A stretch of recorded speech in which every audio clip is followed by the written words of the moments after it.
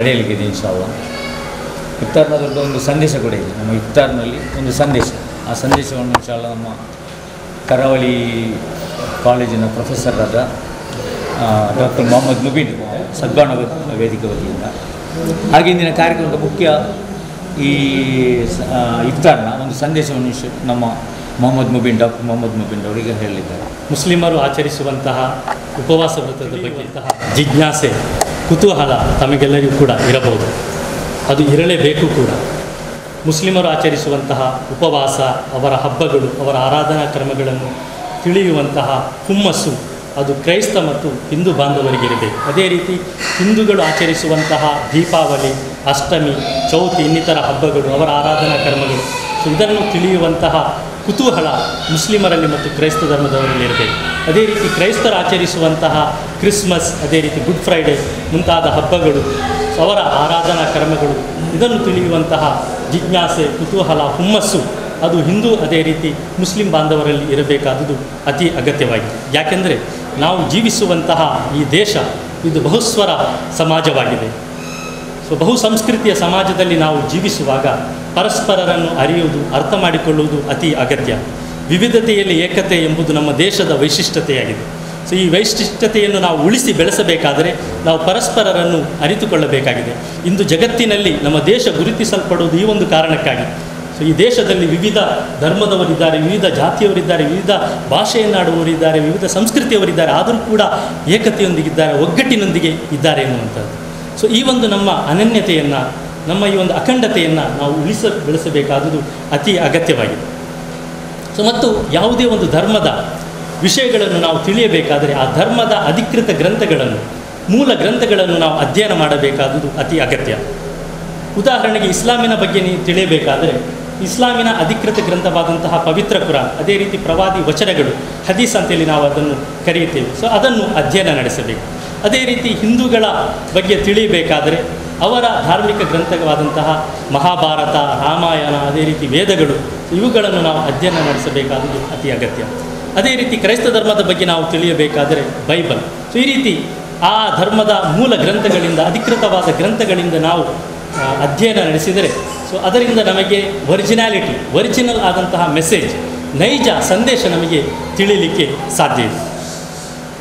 ಇಸ್ಲಾಮಿನ ಈ ಉಪವಾಸದ ಬಗ್ಗೆ ಪವಿತ್ರ ಕುರಾನ್ ಹೇಳ್ತದೆ, ಕುತಿಬ ಅಲೈಕುಮ್ ಸಿಯಾಮ್ ಕಮಾ ಕುತಿಬ ಅಲಲ್ಲಜೀನ ಮಿನ್ ಕಬಲಿಕುಮ್ ಲಅಲ್ಲಕುಮ್ ತತ್ತಕೂನ್ ಅಂತೇಳಿ ಪವಿತ್ರ ಕುರಾನಿನ ವಾಕ್ಯವಾಗಿದೆ, ಸೂಕ್ತವಾಗಿದೆ.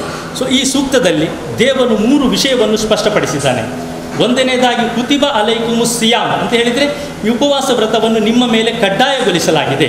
ಇದೇನು ಆಪ್ಷನಲ್ ಅಲ್ಲ, ಇದು ಐಚ್ಛಿಕ ಅಲ್ಲ. ಐಚ್ಛಿಕ ಕರ್ಮಗಳು ಅಂತ ಹೇಳಿದೆ ಧರ್ಮದಲ್ಲಿ. ಅದನ್ನು ಮಾಡಬಹುದು, ಮಾಡಿದರೆ ಪುಣ್ಯ ಸಿಗ್ತದೆ, ಮಾಡದಿದ್ದರೆ ಯಾವುದೇ ದೋಷ ಇಲ್ಲ, ಶಿಕ್ಷೆ ಎಂಬುದು ಇಲ್ಲ. ಅದಕ್ಕೆ ಐಚ್ಛಿಕ ಕರ್ಮಗಳಂತೇಳಿ ಹೇಳ್ತೇವೆ. ಆದರೆ ಉಪವಾಸ ವ್ರತ ಇದು ಕಡ್ಡಾಯಗೊಳಿಸಲಾಗಿದೆ. ಕುತಿಬ ಅಲೈಕುಮ್ ಸಿಯಾಮ್, ಪ್ರತಿಯೊಬ್ಬರ ಮೇಲೂ ಕೂಡ ಉಪವಾಸ ವ್ರತ ಆಚರಿಸುವುದು ಅದು ಕಡ್ಡಾಯವಾಗಿದೆ. ಕುತಿಬ ಅಲೈಕುಮ್ ಸಿಯಾಮ್ ಕಮಾ ಕುತಿಬ ಅಲಲ್ಲದೀನ ಮಿನ್ ಕಬಲಿಕುಮ್, ಅದು ನಿಮ್ಮ ಮೇಲೆ ಮಾತ್ರ ಕಡ್ಡಾಯಗೊಳಿಸಿದ್ದಲ್ಲ, ಬದಲಾಗಿ ನಿಮ್ಮ ಪೂರ್ವಜರಿಗೂ ಕೂಡ ಇದನ್ನು ಕಡ್ಡಾಯಗೊಳಿಸಲಾಗಿತ್ತು. ಮತ್ತು ಇದರ ಉದ್ದೇಶ ಲಅಲ್ಲಕು ತತ್ತಕು, ನಿಮ್ಮಲ್ಲಿ ದೇವ ಭಯಭಕ್ತಿ ಉಂಟಾಗಬೇಕು ಅಂತ ಹೇಳಿ. ಎಲ್ಲ ಧರ್ಮಗಳಲ್ಲೂ ಕೂಡ ಉಪವಾಸದ ಕಲ್ಪನೆ ಇದೆ, ಹಿಂದೂಗಳಲ್ಲೂ ಇದೆ, ಕ್ರೈಸ್ತದಲ್ಲೂ ಇದೆ. ಆದರೆ ಇದನ್ನು ಆಚರಿಸುವಂತಹ ರೀತಿ, ಅದರ ಉದ್ದೇಶ ಅದು ವ್ಯತ್ಯಾಸ ಇರಬಹುದು. ಆದರೂ ಕೂಡ ಎಲ್ಲ ಧರ್ಮಗಳಲ್ಲೂ ಕೂಡ ಉಪವಾಸದ ಕಲ್ಪನೆ ಎಂಬುದು ಇದೆ. ಪೂರ್ವಜರಿಗೂ ಕೂಡ ಈ ಉಪವಾಸ ವ್ರತವನ್ನು ಕಡ್ಡಾಯಗೊಳಿಸಲಾಗಿದೆ. ಉಪವಾಸ ಅಂತ ಹೇಳಿದರೆ ತಮಗೆಲ್ಲರಿಗೂ ಗೊತ್ತು ಅಲ್ಲ, ಸೂರ್ಯೋದಯದಿಂದ ಸೂರ್ಯಾಸ್ತಮಾನದ ತನಕ ಅನ್ನ ಆಹಾರವನ್ನು ಸೇವಿಸದೆ, ಅದೇ ರೀತಿ ಯಾವುದೇ ಲೈಂಗಿಕ ಬಯಕೆಗಳನ್ನು ಈಡೇರಿಸದೆ ಇರುವಂತಹದ್ದು. ಇದು ಉಪವಾಸದ ಬಾಹ್ಯ ರೂಪ. ಅನ್ನಾಹಾರವನ್ನು ಸೇವಿಸದೇ ಇರೋದು, ಅದೇ ರೀತಿ ಲೈಂಗಿಕ ಬಯಕೆಗಳನ್ನು ಈಡೇರಿಸದೇ ಇರುವುದು, ಇದು ಉಪವಾಸದ ಬಾಹ್ಯ ರೂಪವಾಗಿದೆ. ಇದಕ್ಕೆ ಒಂದು ಜಿಸ್ಟ್ ಅಂತ ಹೇಳಿದೆ, ಎಸೆನ್ಸ್, ಸಾರ. ಇದರ ಸಾರ ಏನು ಅಂತ ಹೇಳಿದರೆ ಎಲ್ಲ ಕೆಡುಕಿನಿಂದ ದೂರ ಉಳಿಯುವುದು, ಎಲ್ಲ ಕೆಡುಕಿನಿಂದ ಮುಕ್ತನಾಗುವುದು. ಇದು ಉಪವಾಸದ ನೈಜ ಸಾರವಾಗಿದೆ. ನಮಗೆ ಅನ್ನಾಹಾರವನ್ನು ಸೇವಿಸದೇ ಇರುವುದು, ಲೈಂಗಿಕ ಬಯಕೆಯಿಂದ ದೂರ ಇದ್ದು ಅದೊಂದು ಬಾಹ್ಯವಾಗಿ ಕಾಣುವಂಥದ್ದು. ಆದರೆ ಅದರ ಮೂಲ ಉದ್ದೇಶ ಕೆಡುಕಿನಿಂದ ದೂರ ಉಳಿಬೇಕಂತೇಳಿ. ಅಂದರೆ ಮುಸ್ಲಿಮರ ಉಪವಾಸ ಅಂತ ಹೇಳಿದರೆ ಕೇವಲ ಹೊಟ್ಟೆಯ ಉಪವಾಸವಲ್ಲ, ಬದಲಾಗಿ ಆತನ ಪ್ರತಿಯೊಂದು ಅಂಗಾಂಗಗಳು ಕೂಡ ಉಪವಾಸ ವ್ರತವನ್ನು ಆಚರಿಸಬೇಕು. ಕಣ್ಣಿನಿಂದ ಕೆಟ್ಟದ್ದನ್ನು ನೋಡದಿರುವುದು, ಕೆಟ್ಟ ದೃಶ್ಯಗಳನ್ನು ನೋಡದಿರುವುದು, ಅದು ಕಣ್ಣಿನ ಉಪವಾಸವಾಗಿದೆ. ಬಾಯಿಯಿಂದ ನಾಲಿಗೆಯಿಂದ ಕೆಟ್ಟದ್ದನ್ನು ಆಡದಿರುವುದು, ಅಶ್ಲೀಲವಾದ ಮಾತುಗಳನ್ನು ಆಡದೇ ಇರುವುದು, ಪರದೂಷಣೆ ಮಾಡದೇ ಇರುವುದು, ಅದು ಬಾಯಿಯ ನಾಲಿಗೆಯ ಉಪವಾಸವಾಗಿದೆ. ಅದೇ ರೀತಿ ಕಿವಿಯಿಂದ ಬೇಡದ್ದನ್ನು ಕೇಳದಿರುವುದು, ಅದು ಕಿವಿಯ ಉಪವಾಸವಾಗಿದೆ. ಮನಸ್ಸಿನಲ್ಲಿ ಬೇಡದ್ದನ್ನು ಯೋಚಿಸದೇ ಇರುವುದು, ಅದು ಮನಸ್ಸಿನ ಉಪವಾಸವಾಗಿದೆ. ಈ ರೀತಿ ಪ್ರತಿಯೊಂದು ಅಂಗಾಂಗಗಳು ಕೂಡ ಉಪವಾಸ ಹಿಡಿಯಬೇಕು. ಅದಾಗಿದೆ ನಿಜವಾದಂತಹ ಉಪವಾಸ ಎನ್ನುವಂತಹ. ಮತ್ತು ಈ ಉಪವಾಸ ಇದನ್ನು ಗುರಾನಿಗೆ ಹೋಲಿಸಲಾಗಿದೆ. ಗುರಾನಿ ಅಂತ ಹೇಳಿದರೆ ತಮಗೆ ಗೊತ್ತು, ಯುದ್ಧದ ಸಂದರ್ಭದಲ್ಲಿ ಶತ್ರುಗಳ ಖಡ್ಗದ ಹೊಡೆತದಿಂದ ತಪ್ಪಿಸಲಿಕ್ಕಾಗಿ ಉಪಯೋಗಿಸುವಂಥ ಒಂದು ವೃತ್ತಾಕಾರದ ಒಂದು ಆಯುಧ. ಸೊ ಈ ಆಯುಧಕ್ಕೆ ಈ ಉಪವಾಸ ವ್ರತವನ್ನು ಹೋಲಿಸಲಾಗಿದೆ. ಸೊ ಇಲ್ಲಿ ಉಪವಾಸ ವ್ರತ ಯಾವುದರಿಂದ ತಡೆಯುತ್ತದೆ ಅಂತ ಹೇಳಿದರೆ ಕೆಡುಕಿನಿಂದ ತಡೆಯುತ್ತದೆ. ಕೆಡುಕು ಆತನ ಬಳಿ ಬರದಂತೆ ಈ ಉಪವಾಸ ವ್ರತ ಏನು ಮಾಡ್ತದೆ, ತಡೆಯುತ್ತದೆ. ಸೊ ಉಪವಾಸ ವ್ರತ ಗುರಾನಿಯಾಗಿದೆ ಅಂತೇಳಿ. ಅದೇ ರೀತಿ ಉಪವಾಸ ವ್ರತವನ್ನು ಪುಣ್ಯಗಳ ವಸಂತ ಮಾಸ ಅಂತೇಳಿ ಕರೆಯಲಾಗ್ತದೆ. ಪುಣ್ಯಗಳ ವಸಂತ ಮಾಸ ಅಂತ ಹೇಳಿದರೆ ಈ ತಿಂಗಳಲ್ಲಿ ದೇವನು ಹೆಚ್ಚು ಹೆಚ್ಚು ನಮಗೆ ಪುಣ್ಯವನ್ನು ನೀಡ್ತಾನೆ, ಪುಣ್ಯವನ್ನು ದಯಪಾಲಿಸ್ತಾನೆ. ಆಫರ್ಸ್ಗಳು, ವಿಶೇಷ ಕೊಡುಗೆಗಳನ್ನು ಅಲ್ಲಾಹನು ನಮ್ಮ ಮುಂದೆ ಇಡ್ತಾನೆ. ನಾವು ಇತರ ದಿನಗಳಲ್ಲಿ ಮಾಡುವಂತಹ ಪುಣ್ಯಗಳಿಗಿಂತ, ನಮ್ಮ ಇದು ಸತ್ಕರ್ಮಗಳಿಗಿಂತ ಈ ತಿಂಗಳಲ್ಲಿ ನಾವು ಸತ್ಕರ್ಮ ಮಾಡಿದರೆ ನಮಗೆ 70 ಪಟ್ಟು ಹೆಚ್ಚು ಪುಣ್ಯವನ್ನು ದಯಪಾಲಿಸ್ತಾನೆ. ಸೊ ಈ ರೀತಿ ನಮ್ಮನ್ನು ಏನು ಒಳಿತಿನ ಕಡೆಗೆ, ಒಳಿತಿನ ಕೆಲಸಕ್ಕೆ, ಸತ್ಕರ್ಮ ಮಾಡಲಿಕ್ಕಾಗಿ ಪ್ರೇರಣೆ ನೀಡುವಂತಹದ್ದು. ಸೊ ಈ ರೀತಿ ಪ್ರೇರಣೆ ನೀಡಲಿಕ್ಕಾಗಿ ದೇವನು ಹೆಚ್ಚು ಹೆಚ್ಚು ಏನು ಪುಣ್ಯವನ್ನು ನಮಗೆ ನೀಡ್ತಾನೆ ಅಂತೇಳಿ. ಮತ್ತು ಈ ತಿಂಗಳು ತರಬೇತಿಯ ತಿಂಗಳಾಗಿದೆ. ನಾನು ಬಹಳ ಬ್ರೀಫಾಗಿ ಹೇಳ್ತಾ ಇದ್ದೇನೆ, ಕಾರಣ ಸಮಯ ಬಹಳ ಸೀಮಿತವಾಗಿದೆ. ಇದನ್ನು ತರಬೇತಿಯ ತಿಂಗಳು ಅಂತೇಳಿ ಹೇಳಲಾಗ್ತದೆ. ಉಪವಾಸ ವ್ರತ ಇದೊಂದು ತರಬೇತಿಯ ತಿಂಗಳಾಗಿದೆ, ಟ್ರೈನಿಂಗ್. ಯಾವುದೇ ಒಂದು ವಿಷಯದಲ್ಲಿ ನೀವು ಪರಿಣಿತಿಯನ್ನು ಹೊಂದಬೇಕಾದರೆ ಅದಕ್ಕೆ ಟ್ರೈನಿಂಗ್ ಅತಿ ಅಗತ್ಯ ಅಲ್ಲ, ಅದಕ್ಕೆ ತರಬೇತಿ ಅತಿ ಅಗತ್ಯ. ಯಾವುದೇ ಫೀಲ್ಡನ್ನು ತೆಗೆದು ನೋಡಿದರೆ ಅದಕ್ಕೆ ವರ್ಕ್ಶಾಪ್ಗಳಿರ್ತದೆ, ಕಾರ್ಯಾಗಾರ ಇರ್ತದೆ, ಬೇರೆ ಬೇರೆ ಟ್ರೈನಿಂಗ್ ಕೋರ್ಸ್ಗಳಿರ್ತದೆ. ಸೊ ಈ ಕೋರ್ಸಿಗೆ ನಾವು ಜಾಯ್ನ್ ಆಗ್ತೇವೆ. ಯಾಕೆಂತ ಹೇಳಿದರೆ ಆ ವಿಷಯದಲ್ಲಿ ನಾನು ತರಬೇತಿ ಹೊಂದಬೇಕು, ನಾನು ಎಕ್ಸ್ಪರ್ಟ್ ಆಗಬೇಕು, ನಾನು ಪರಿಣಿತಿಯನ್ನು ಹೊಂದಬೇಕಂತೇಳಿ. ಅದೇ ರೀತಿ ಮನುಷ್ಯನಾಗಬೇಕಾದರೆ, ಮನುಷ್ಯನಲ್ಲಿ ಮನುಷ್ಯತ್ವದ ಗುಣ ಉಂಟಾಗಬೇಕಾದರೆ, ಮಾನವನಲ್ಲಿ ಮಾನವೀಯ ಮೌಲ್ಯಗಳು ಅದು ಉಂಟಾಗಬೇಕಾದರೆ ಆತನಿಗೇನು ಬೇಕು, ಟ್ರೈನಿಂಗ್ ಬೇಕು. ಆತನಿಗೆ ಕೆಲವು ತರಬೇತಿಯ ಅಗತ್ಯ ಇದೆ. ಉಪವಾಸ ವ್ರತ ಇಂತಹ ತರಬೇತಿಯನ್ನು ನೀಡುತ್ತದೆ. ಮನುಷ್ಯನಲ್ಲಿ ದೇವಭಯವನ್ನು ಉಂಟು ಮಾಡ್ತದೆ, ವಿಶ್ವಾಸಿಯಲ್ಲಿ ದೇವಭಯವನ್ನು ಅದು ಉಂಟು ಮಾಡ್ತದೆ. ಅದೇ ರೀತಿ ಕೆಡುಕಿನಿಂದ ಏನು ತಡೆಯುತ್ತದೆ ಮತ್ತು ಅವನಲ್ಲಿ ದಾನ ಧರ್ಮದ ಆ ಒಂದು ಮನೋಸ್ಥಿತಿಯನ್ನು ಉಂಟು ಮಾಡ್ತದೆ. ದಾನ ಧರ್ಮ ಮಾಡಲಿಕ್ಕೆ ಬೇಕಾದಂತಹ ದಯೆ, ಕರುಣೆಯ ಗುಣವನ್ನು ಅದು ಉಂಟು ಮಾಡ್ತದೆ. ಅದೇ ರೀತಿ ಸಮಾನತೆಯ ಒಂದು ಕಲ್ಪನೆಯನ್ನು ಅದು ಮೂಡಿಸ್ತದೆ.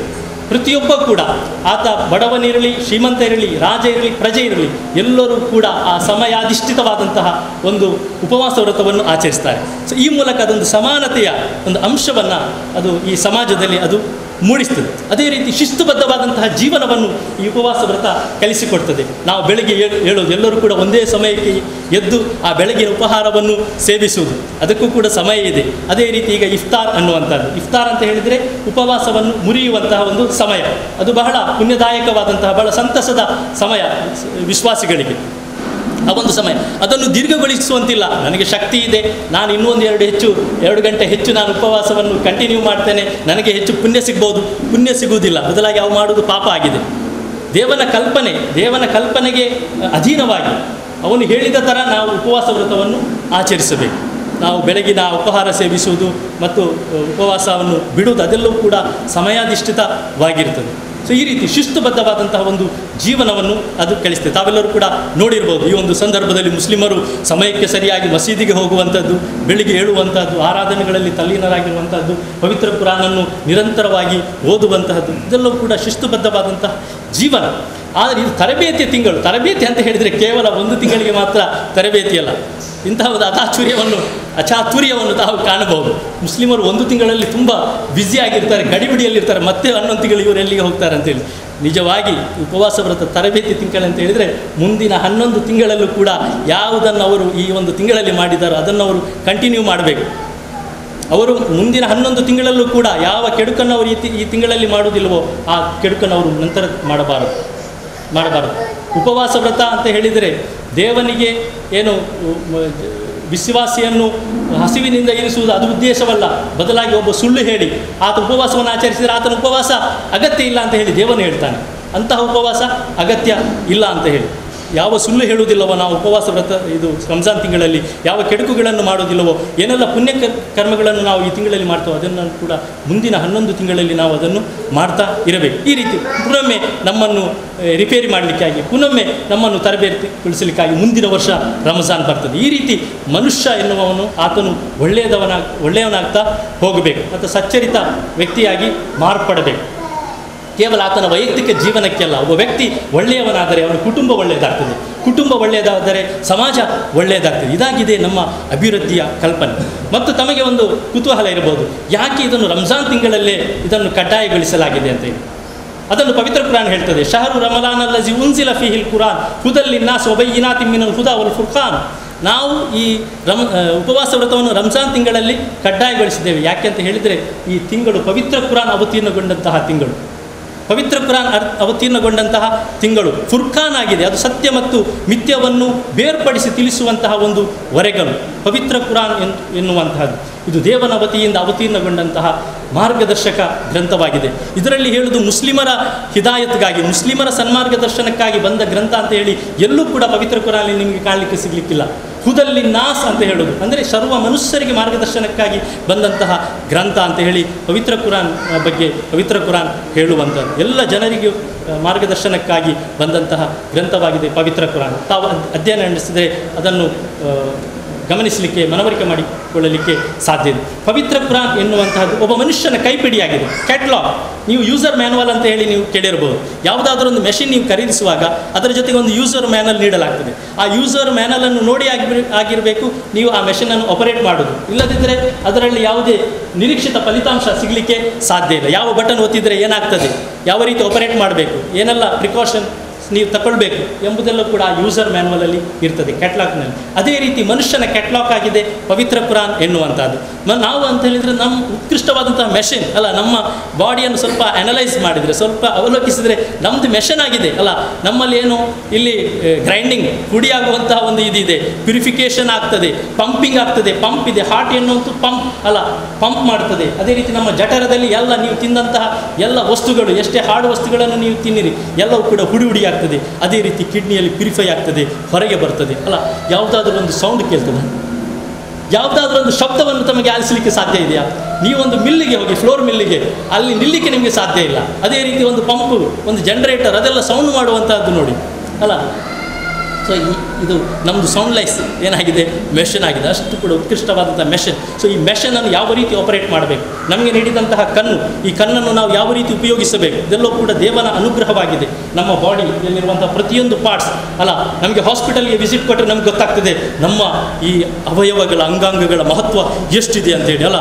ಕಣ್ಣಿಲ್ಲದವರಿಗೆ ಬಗ್ಗೆ ನಾವು ಆಲೋಚಿಸಿದಾಗ ಅಲ್ಲ, ಕಿಡ್ನಿ ಕಳ್ಕೊಂಡವರ ಬಗ್ಗೆ, ಇದರ ಬಗ್ಗೆ ಒಂದೊಂದು ಅಂಗಾಂಗಗಳು ಇಲ್ಲದವರ ಬಗ್ಗೆ ನಾವು ಸ್ವಲ್ಪ ಅವಲೋಕಿಸಿದರೆ ದೇವನು ನಮಗೆ ನೀಡಿದಂತಹ ಈ ಶರೀರದ ಮಹತ್ವ ಇರ್ತದೆ. ನಾವು ಯಾವ ರೀತಿ ಇದಕ್ಕೆ ಏನು ರಿಟರ್ನ್ ಕೊಡಬೇಕು, ಯಾವ ರೀತಿ ಋಣವನ್ನು ತೀರಿಸಬೇಕು ಎಂಬುದನ್ನು ನಾವೆಲ್ಲವೂ ಕೂಡ ಆಲೋಚಿಸಬೇಕಾಗಿದೆ. ಸೊ ಈ ರೀತಿ ನನ್ನ ಕಣ್ಣು ಏನನ್ನು ನೋಡಬೇಕು, ಏನನ್ನು ನೋಡಬಾರದು, ನನ್ನ ಕಿವಿ ಏನನ್ನು ಕೇಳಬೇಕು, ಏನನ್ನು ಕೇಳಬಾರದು, ನನ್ನ ಬಾಯಿ ಏನನ್ನು ಮಾತನಾಡಬೇಕು, ಏನನ್ನು ಮಾತನಾಡಬಾರದು, ನನ್ನ ಕಾಲು ಎತ್ತ ಕಡೆಗೆ ಸಾಗಬೇಕು, ಎತ್ತ ಕಡೆಗೆ ಸಾಗಬಾರದು, ನನ್ನ ಕೈಯಿಂದ ಏನೆಲ್ಲ ಕೆಲಸ ಮಾಡಬೇಕು, ಏನನ್ನು ಮಾಡಬಾರದು ಎಂಬುದೆಲ್ಲವೂ ಕೂಡ ಪವಿತ್ರ ಕುರಾನಲ್ಲಿ ದೇವನು ನಮಗೆ ತೋರಿಸಿಕೊಟ್ಟಿದ್ದಾನೆ. ಈ ರೀತಿ ಮನುಷ್ಯನ ವೈಯಕ್ತಿಕ, ಸಾಮಾಜಿಕ, ಕೌಟುಂಬಿಕ, ರಾಜಕೀಯ, ಆರ್ಥಿಕ ಈ ರೀತಿ ಎಲ್ಲ ರಂಗಗಳಿಗೂ ಬೇಕಾದಂತಹ ಸೂಕ್ತವಾದಂತಹ ಮಾರ್ಗದರ್ಶನವನ್ನು ನಮಗೆ ಪವಿತ್ರ ಕುರಾನಲ್ಲಿ ನಮಗೆ ಕಾಣಲಿಕ್ಕೆ ಸಿಗ್ತದೆ. ಸೊ ಈ ಕುರಾನ್ ಅವತೀರ್ಣಗೊಂಡಂತಹ ಏನು ತಿಂಗಳಾಗಿದೆ ಈ ರಂಜಾನ್ ತಿಂಗಳು ಎನ್ನುವಂಥ. ಸೊ ಅದಕ್ಕಾಗಿ ಈ ಒಂದು ಕುರಾನ್ನ ಒಂದು ವಾರ್ಷಿಕೋತ್ಸವದ ಥರ ಏನು ಈ ಒಂದು ತಿಂಗಳಲ್ಲಿ ಉಪವಾಸ ವ್ರತವನ್ನು ಮುಸ್ಲಿಮರು ಆಚರಿಸ್ತಾರೆ. ಮತ್ತು ಅದು ಕಡ್ಡಾಯವಾಗಿದೆ, ಕಡ್ಡಾಯಗೊಳಿಸಲಾಗಿದೆ. ಮತ್ತು 3 ವಿನಾಯಿತಿಯನ್ನು ನೀಡಲಾಗಿದೆ. ವಿನಾಯಿತಿ ಯಾವ ರೀತಿ ಅಂತ ಹೇಳಿದರೆ, ರೋಗಿಗಳಿಗೆ ಉಪವಾಸ ವ್ರತ ಆಚರಿಸಲಿಕ್ಕೆ ಸಾಧ್ಯ ಇಲ್ಲ. ಅದೇ ರೀತಿ ದೂರದ ಪ್ರಯಾಣ ಮಾಡುವವರಿಗೆ ಅವರಿಗೆ ಉಪವಾಸ ವ್ರತ ಆಚರಿಸಲಿಕ್ಕೆ ಸಾಧ್ಯ. ಅದೇ ರೀತಿ ಮುಟ್ಟಾದಂತಹ ಸ್ತ್ರೀಯರಿಗೆ. ಸೊ ಮೂವರಿಗೆ, ಈ 3 ವಿಭಾಗದವರಿಗೆ ಏನು ಕೊಡಲಾಗಿದೆ, ವಿನಾಯಿತಿ ಕೊಡಲಾಗಿದೆ. ಆದರೆ ನಂತರದ ದಿನಗಳಲ್ಲಿ ಅವರದನ್ನು ಪೂರ್ತಿಗೊಳಿಸಬೇಕು. ನಂತರ ಮುಂದುವರಿದು ದೇವನು ಹೇಳ್ತಾನೆ, ನಾನು ಇದನ್ನು ನಿಮಗೇನು ಕಷ್ಟಕರಗೊಳಿಸುವುದಿಲ್ಲ. ನೀವು ಯಾವುದೇ ಆರಾಧನಾ ಕರ್ಮಗಳಾಗಲಿ, ಯಾವುದೇ ಧರ್ಮದ ನಿಬಂಧನೆಗಳಾಗಲಿ ಅದೆಲ್ಲವೂ ಕೂಡ ಮನುಷ್ಯನನ್ನು ಕಷ್ಟಕರಗೊಳಿಸಲಿಕ್ಕಾಗಿ ಅಲ್ಲ, ಬದಲಾಗಿ ಸುಲಭಗೊಳಿಸಲಿಕ್ಕಾಗಿ ಆಗಿದೆ. ನೋಡಿ, ನಾವು ಮಾಡುವಂಥ ನಮಾಜ್, ಸೊ ಇದರಲ್ಲಿ ಎಷ್ಟೊಂದು ರಿಯಾಯಿತಿಗಳಿದೆ, ವಿನಾಯಿತಿಗಳಿದೆ. ನಮಾಜ್ ಕಡ್ಡಾಯ, 5 ಕಡ್ಡಾಯ ಕರ್ಮಗಳಿದೆ. ಯಾವ ರೀತಿ ಉಪವಾಸ ವ್ರತ ಕಡ್ಡಾಯವೋ ಅದೇ ರೀತಿ ನಮಾಜ್ ಕಡ್ಡಾಯ, ಜಕಾತ್ ಕಡ್ಡಾಯ, ಹಜ್ ಕಡ್ಡಾಯ ಮತ್ತು ಶಹಾದತ್ ಕಲಿಮಾ ಅಂತ ಹೇಳಿದರೆ ಪವಿತ್ರ ವಚನ, ಲಾ ಇಲಾಹ ಇಲ್ಲಲ್ಲಾಹ್ ಮುಹಮ್ಮದ್ ರಸೂಲುಲ್ಲಾಹ್ ಎನ್ನುವಂಥ ಉಚ್ಚಾರಣೆ. ಸೊ ಇದು 5 ಕಡ್ಡಾಯ ಕರ್ಮಗಳು, ಪಂಚಸ್ತಂಭಗಳು, ಇಸ್ಲಾಮಿನ ಪಂಚಸ್ತಂಭಗಳು ಅಂತೇಳಿ ನಾವು ಗುರುತಿಸಲ್ಪಡ್ತೇವೆ. ಲಾ ಇಲಾಹ ಇಲ್ಲ, ಅಲ್ಲಾಹನಲ್ಲದೆ ಅನ್ನ ಆರಾಧನಿಲ್ಲ, ಮುಹಮ್ಮದರು ಅಲ್ಲಾಹನ ಸಂದೇಶವಾಹಕರಾಗಿದ್ದಾರೆ ಅಂತೇಳಿ ಒಂದು. ಎರಡನೇದಾಗಿ ನಮಾಜ್, 5 ಹೊತ್ತಿನ ಕಡ್ಡಾಯ ನಮಾಜ್, ಅದನ್ನು ಬಿಡುವಂತಿಲ್ಲ. ಒಂದು ವೇಳೆ ಅವನಿಗೆ ಸಾಧ್ಯ ಇಲ್ಲದಿದ್ದರೆ, ನಿಂತು ನಮಾಜ್ ಮಾಡಲಿಕ್ಕೆ ಸಾಧ್ಯ ಇಲ್ಲದಿದ್ದರೆ ಆತ ಕುಳಿತುಕೊಂಡು ಮಾಡಬೇಕು. ಕುಳಿತುಕೊಂಡು ಮಾಡದಿದ್ದರೆ ಮಲಗಿಕೊಂಡಾದರೂ ಕೂಡ ಆತ ನಮಾಜ್ ಮಾಡಬೇಕು. ಮೂರನೇದಾಗಿ ಜಕಾತ್ ಅಂತ ಹೇಳಿದರೆ ಪ್ರತಿಯೊಬ್ಬನು ಕೂಡ ಅವನ ಸಂಪತ್ತಿನ 2.5% ಇದನ್ನು ಸಂಪತ್ತನ್ನು ಬಡಬಗ್ಗರಿಗೆ ದಾನ ಮಾಡುವಂಥದ್ದು ಜಕಾತ್. 4ನೇದು ಈ ಉಪವಾಸ ವ್ರತ, ರಂಜಾನ್ ತಿಂಗಳ ಉಪವಾಸ. 5ನೇದು ಹಜ್, ಯಾರಿಗೆ ಸಾಮರ್ಥ್ಯ ಇದೆ ಅವರಿಗೆ ಹಜ್ ಹೋಗ್ಬೋದು, ಸಾಮರ್ಥ್ಯ ಇಲ್ಲದವರಿಗೆ ಏನದು ಕಡ್ಡಾಯ ಅಲ್ಲ.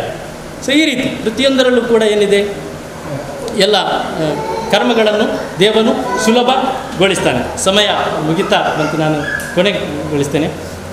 ಈ ರೀತಿ ಏನು ಹೇಳ್ತಾ ಬರ್ತಾ ಇತ್ತು ಅಂತ ಹೇಳಿದರೆ, ಈ ಉಪವಾಸ ವ್ರತ ದೇವನು ಈ ಆರಾಧನಾ ಕರ್ಮಗಳನ್ನು ಸುಲಭಗೊಳಿಸ್ತಾನೆ. ಮತ್ತು ಈ ಆರಾಧನಾ ಕರ್ಮಗಳೆಲ್ಲವೂ ಕೂಡ ಮನುಷ್ಯ ಒಳ್ಳೆಯವನಾಗಬೇಕು, ಈ ಭೂಮಿಯಲ್ಲಿ ಸಜ್ಜನನಾಗಿ ಆತ ಬಾಳ್ಬೇಕು, ಸೌಹಾರ್ದತೆಯಿಂದ ಶಾಂತಿಯಿಂದ ಈ ಭೂಮಿಯಲ್ಲಿ ಆತ ಬಾಳ್ಬೇಕು, ಪರೋಪಕಾರಿಯಾಗಿ ಪರಸ್ಪರ ಸಹಬಾಳ್ವೆಯೊಂದಿಗೆ ಒಳ್ಳೆಯ ಗುಣಗಳನ್ನು ಅಳವಡಿಸಿಕೊಂಡು ಈ ಭೂಮಿಯಲ್ಲಿ ಆತ ಜೀವಿಸಿದ್ದೇ ಆದರೆ ಒಂದು ಒಳ್ಳೆಯ ಸಮಾಜ ಈ ಭೂಮಿಯಲ್ಲಿ ನಿರ್ಮಾಣಗೊಳ್ಳಲಿಕ್ಕೆ ಸಾಧ್ಯ.